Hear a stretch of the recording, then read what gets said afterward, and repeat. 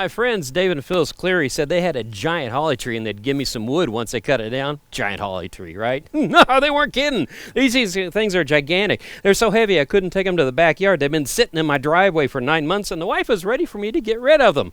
So I thought, well, we're going to make a project out of this stuff, but let's also do a challenge. Let's see which way we can cut this in half with a chainsaw, because you can cut this way with a chainsaw easy. This way is hard and this way is hard. Let's see which one works the best. First, we're going to try an ingrain cut. And since we're on cement, I'm not going to go all the way through. That would be really bad.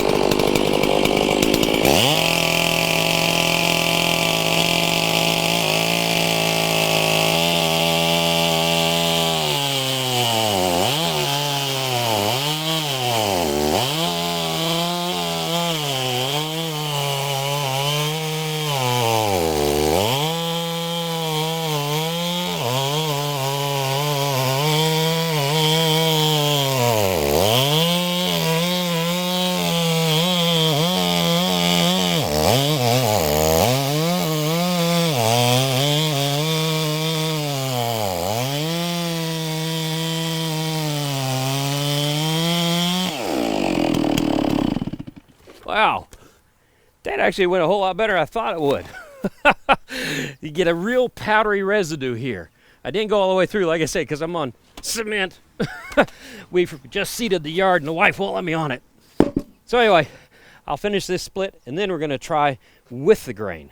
Let's have a chainsaw hoedown. Oh, yeah, yeah, yeah, yeah. Yeah! Okay, now let's try it with the grain.